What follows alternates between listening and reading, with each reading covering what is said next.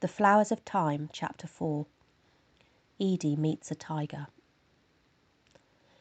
Edie was still washing when she heard the commotion.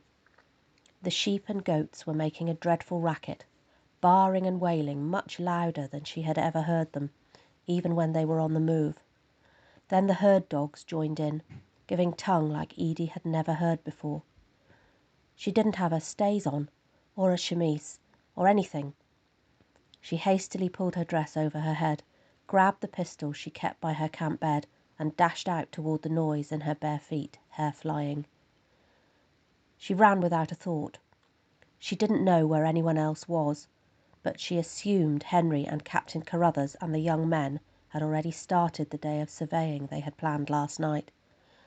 She and Jones had discussed riding out to look at the ruined caravanserai they had glimpsed from the hilltop yesterday as they were riding down into the valley.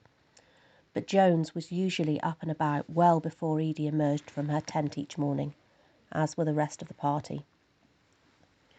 When she reached the little flock of sheep and goats, she stopped in horror. She wasn't at first able to make out what she was seeing, but then it came into focus sharply, with scents and sounds and colours. There was a tiger in among the goats. It was eating one of them. Marjorie, the leader of the herd. The 3 herd dogs were going berserk, barking and making short forays toward the tiger before backing off again. The goats couldn't get away because they were tied. The tiger hunkered in the middle of them with its kill. It was defiantly eating Marjorie for breakfast. Edie screamed. The dogs barked. Distantly, she heard voices shouting, but they were a long way away. The tiger looked at her, or perhaps through her. It had big, black, bottomless eyes, and looked annoyed that she had disturbed its breakfast. It stood up, ponderously, and growled. If anything, its eyes became darker and more menacing. "I really don't want your breakfast," Edie said. "I liked Marjorie. I'm not going to eat her."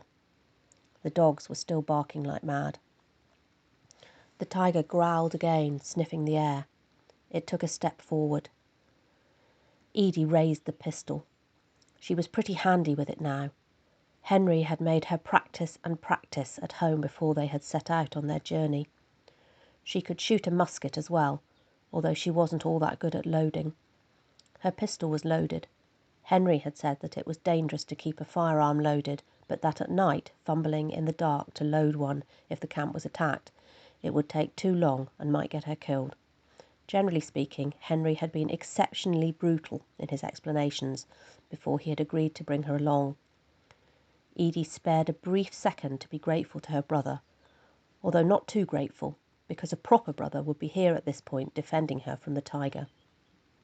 The tiger took a step forward. Edie said, "I really don't want to shoot you. Please take Marjorie and go away."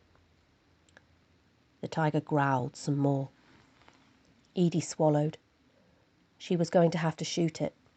She had no idea how easy it was to kill a tiger, but she had a vague idea that shooting it and missing, or shooting it and only wounding it, would be a bad outcome. It had Marjorie's blood all around its mouth and down its front. It looked like it was a male tiger. It had a beard and lots of muscle. It was remarkably large, and its eyes were completely black.